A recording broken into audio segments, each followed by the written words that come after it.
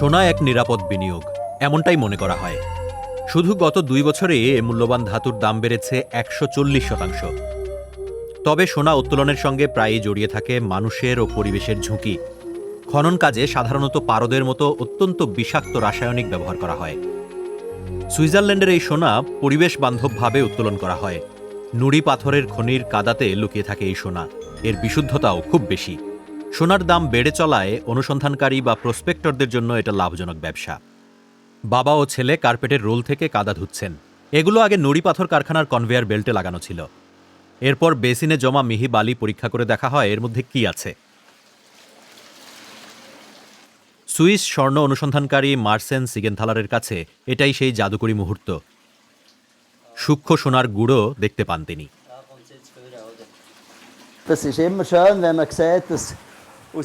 বালির মধ্য থেকে চকচকে সোনালী ধাতু বেরিয়ে আসার দৃশ্য অপূর্ব।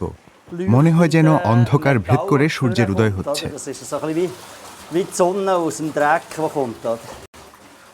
এই সোনা মিশ্রিত বালি কোথা থেকে কিভাবে আসে তা এই সুইস ভদ্রলোক প্রকাশ করতে চান না। ব্যবসার গোপন তথ্য যে, বার্ন শহরের দক্ষিণে এক পুরনো গোয়ালঘরে রয়েছে বালতি ও জলকপাট। সেখানে বালিটা আরও ধোয়া হয়। সোনা ভারী ধাতু, তাই জল দিয়ে ধুলেও সহজে ভেসে যায় না। সোনা যাতে আবর্জনার সাথে মিশে না যায় সেটা নিশ্চিত করতে খুব সতর্কভাবে কাজ করি। জলটা ধীরে ধীরে সাবধানে ফেলে দেয়া হয়। শেষে বালতির তলায় শুধু কালো ও সোনালী রঙের বালি রয়ে যায়। প্রকৃতি থেকে পাওয়া সোনা আসলে গয়নায় ব্যবহৃত সাধারণ 750 সোনার চেয়েও বিশুদ্ধ, এবং এর রং আরও গাঢ় সোনালী। এই তথাকথিত প্রাকৃতিক সোনা আসলে শেষ হিমযুগের সময় সৃষ্টি। সাধারণত এই বালি, কংক্রিট ও রাস্তা তৈরিতে ব্যবহার করা হয়। কিন্তু এই উদ্ভাবনী সুইস ব্যক্তি এটাকেই টেকসই ব্যবসায় পরিণত করেছেন। সাধারণত সোনা তুলতে বিপুল পুঁজি, যন্ত্রপাতি ও রাসায়নিক লাগে। আমরা কাজটা অনেক বেশি পরিবেশ বান্ধব উপায়ে করি।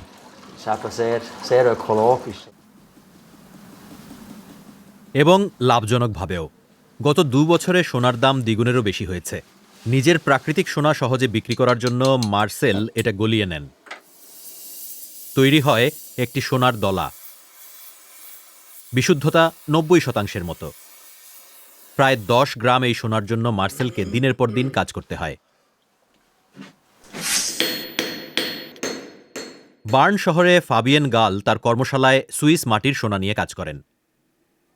এই স্বর্ণকার তার কারুশিল্প বিক্রি করতে পারেন কোনো বিবেক দংশন ছাড়াই, কারণ এই সোনা শিশুশ্রম, বিপজ্জনক কাজের পরিবেশ বা পরিবেশ ধ্বংসের সঙ্গে জড়িত নয়।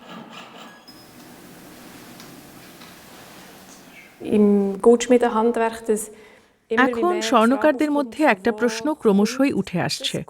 আমরা যে সোনা, রত্ন বা উপকরণ ব্যবহার করছি সেগুলো কোথা থেকে আসছে? এটা খুব গুরুত্বপূর্ণ প্রশ্ন।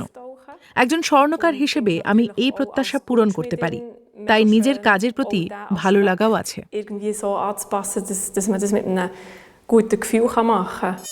ফাবিয়েন গালের কর্মশালা পর্যন্ত এই সোনার দীর্ঘযাত্রা ক্রেতাদেরও মুগ্ধ করে।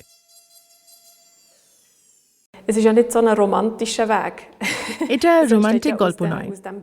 সোনা আসে নুড়ি পাথরের স্তূপ ও খাদ থেকে। মানুষ যখন জানতে পারেন কিভাবে সোনা সংগ্রহ করা হয়, তখন বিষয়টা আকর্ষণীয় হয়ে ওঠে। চাহিদা বাড়ছে, তাই সুইস স্বর্ণ সন্ধানীদের এখন আরও বেশি বালি ধুতে হচ্ছে, তবে স্বাস্থ্যের ঝুঁকি এড়িয়ে।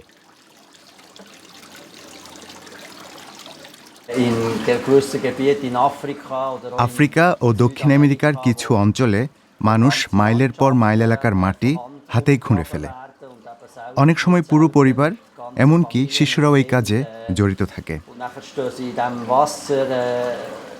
তারা জলে দাঁড়িয়ে পারদ নিয়ে কাজ করে। এতে বিষাক্ত ধোঁয়া তৈরি হয়, স্বাস্থ্যের ক্ষতি হয়। নুড়ি পাথরের কারখানা থেকে পরের দফার বালি আনার পরিকল্পনা হয়ে গেছে। প্রত্যাশা, এই ঘোলা জলে সোনার পরিমাণ থাকবে আরও বেশি।